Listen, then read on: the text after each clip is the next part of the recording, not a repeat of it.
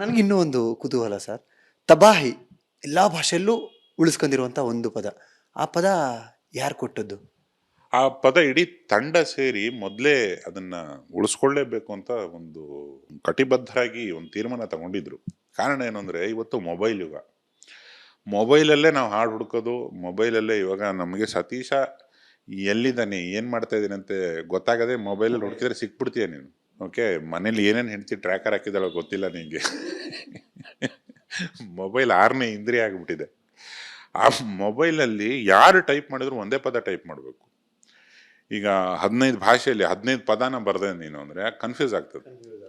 ಒಂದೇ ಪದ ಇರಲಿ ಅನ್ನೋ ಒಂದು ತೀರ್ಮಾನ ಅವ್ರು ತಗೊಂಡಿದ್ರು. ಆ ಪದ ಉಳಿಸ್ಕೊಂಡೇ ಎಲ್ಲಾ ಕವಿಗಳು ಬರೆದಿತ್ತು. ತಬಾಹಿ ಮೇಲೆ ಎಂಡ್ ಆಗ್ಬೇಕಾ ಹಾಡು, ತಬಾಹಿ ತಬಾಹಿ ಅಂತಾನೆ ಎಂಡ್ ಆಗುತ್ತೆ.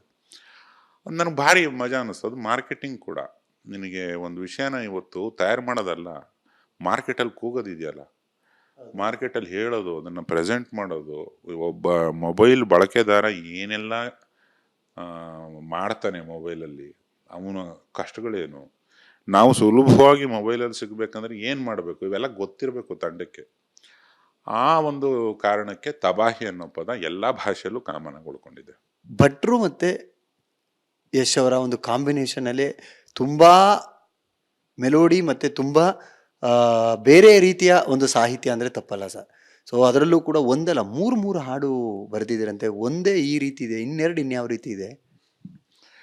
ಈ ಈ ಈ ಹಾಡು ಬರಿಬೇಕಾದ್ರೆ ಮತ್ತೆ ಇನ್ನೊಂದು, ಇದ್ರ ಮುಂದಿನ ಹಾಡು ಇನ್ನೇನು ಬಿಡುಗಡೆ ಆಗುತ್ತದು, ಅದನ್ನ ಬರಿಬೇಕಾದ್ರೆ ಕೂಡ ಈ ಬಿಸಿಲು ಕುದುರೆಯೊಂದು ಎದೆಯಿಂದ ಓಡಿದಂತೆ ಅಂತ ಗೂಗ್ಲಿ ಸಿನಿಮಾಗೆ ಯಶ್ಗೆ ನಾನು ಬರೆದ ಹಾಡು.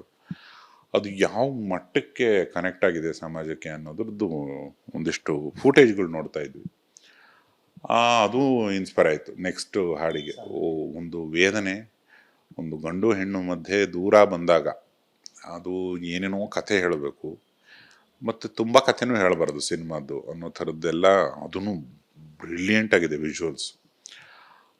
ಅದನ್ನು ಬರಿಬೇಕಾದ್ರೆ ಈ ಈ ಚಂದುಟಿಯ ಪಕ್ಕದಲ್ಲಿ ತುಂಬ ಹತ್ತಿರ ನಿಂತು, ಮತ್ತು ಅಂಬರೀಷ್ ಅಣ್ಣ ಅವ್ರಿಗೆ ಬರೆದಿರೋದು ಡ್ರಾಮಾ ಸಿನಿಮಾದ ಹಾಡುಗಳು ಎಲ್ಲವೂ ನೆನಪಾಗ್ತಾ ಇತ್ತು. ನೆನ್ನೆ ಮೊನ್ನೆ ನಡೆದಂಗೆ ಎಲ್ಲೆಲ್ಲಿ ಒಂದು ಸಾಲಿಗೆ ಎಷ್ಟೆಲ್ಲ ಹಠ ಬೆಳ್ತಿದ್ದ ಆತ. ಕವಿ ಹೃದಯ, ಅಚ್ಚ ಕನ್ನಡ ಮನಸ್ಸು. ಬೇರೆ ಕವಿಗಳು ಬೇರೆ ಬೇರೆ ಭಾಷೆಯಲ್ಲಿ ಬರೀತಾರೆ, ಅವ್ರು ಹೇಳಿದ್ರೆ ಮಾತ್ರ ನಮಗೆ ಅರ್ಥ ಆಗೋದು. ಕನ್ನಡದಂಗಲ್ಲ, ಏನ್ ಬರೆದ್ರು ತಕ್ಷಣ ಅರ್ಥ. ಹೌದು. ಅಲ್ಲ, ಆತ ಸುಮ್ಮನೆ ರಾಕಿಂಗ್ ಸ್ಟಾರ್ ಅಂತ ಕರೆಯಲ್ಲ. ಪ್ರತಿಯೊಂದ್ರಲ್ಲೂ ರಾಕಿಂಗ್, ಪ್ರತಿಯೊಂದ್ರಲ್ಲೂ ಹಠನೆ. ಅವಾಗ ಅನ್ಸ್ಬಿಡುತ್ತೆ, ಈ ಯಾವ್ದೋ ಒಂದು ಆರ್ಡಿನರಿ ಲೈನ್ ಬಂತಂದ್ರೆ ಹೇಳಕ್ಕೆ ಹೋಗ್ಬಾರ್ದು ಅವನಿಗೆ. ಅದು ಆಟಕ್ಕೆ ಬಿತ್ತು ಅಂತಾನೆ, ಸುಪ್ರೀಂ ಕೋರ್ಟಿಗೆ ಹೋಯ್ತು ಅಂತಾನೆ. ಬಟ್ ಆ ಕವಿ ಮನಸ್ಸು ಇರೋದ್ರಿಂದನೇ ಒಂದು ಭಾಷೆನ ನೆಟ್ಟಿಗೆ ಬಾಯಿ ತುಂಬ ಮಾತಾಡಿದ್ರೆ ಆ ಸೆನ್ಸಿಬಿಲಿಟಿ ಇದೆಯಲ್ಲ, ಕನ್ನಡದ ಒಂದು ಸೆನ್ಸಿಬಿಲಿಟಿ, ಅದು ಹಲವಾರು ಭಾಷೆಗಳಿಗೆ ಹಲವಾರು ಭಾಷೆಗಳನ್ನ ಅರ್ಥ ಮಾಡ್ಕೊಳ್ಳೋ ಕೆಪಾಸಿಟಿ ಕೊಟ್ಬಿಡ್ತದೆ. ಈಗ ಉದಾಹರಣೆಗೆ ಇಂಗ್ಲೀಷು, ನಾವು ನಮ್ಗೆ ಯಾರು ಮೇಷ್ಟು ಕಲ್ಸಿರೋದು ಅದನ್ನ ಕನ್ನಡದಲ್ಲೇ ಕಲ್ಸಿರೋದು. ಕರ್ತೃಕರ್ಮ ಕ್ರಿಯಾಪದ ಎಲ್ಲ ಹಿಂದೆ ಮುಂದೆ ಆಗ್ತವೆ. ರಾಮ ಗೋಸ್ ಟು ಫಾರೆಸ್ಟ್, ರಾಮನು ಕಾಡಿಗೆ ಹೋದನು ಅಂದ್ರೆ ಹೆಂಗೆ ಹಿಂದೆ ಮುಂದೆ ಆಗ್ತದೆ ಅಂತೆಲ್ಲ ಮೇಷ್ಟು ನೌನು ಅವನ್ನೆಲ್ಲ ಬರೆದು ಹೇಳಿರೋದು. ಕರೆಕ್ಟ್ ಅಲ್ವಾ ಅಂತ. ಅದರ ಆಧಾರದಲ್ಲೇನೆ ಎಲ್ಲದನ್ನೂ ಅರ್ಥ ಮಾಡ್ಕೊಳಕ್ಕಾಗ. ನನಗೆ ಈಗ ಕುವೆಂಪುದೋ ಬೇಂದ್ರೆ ಅಜ್ಜ ಅವರದ್ದು ಇನ್ಯಾರದ್ದು ಒಂದು ಕವಿತೆನ ಕೊಟ್ಟು ಇದನ್ನ ಕರೆಕ್ಟಾಗಿ ಹೇಳು, ಇದರ ಅರ್ಥ ಏನು, ತಾತ್ಪರ್ಯ ಏನು ಅಂತ ಯಶ್ ಅವ್ರಿಗೆ ಕೇಳಿ ನೋಡು.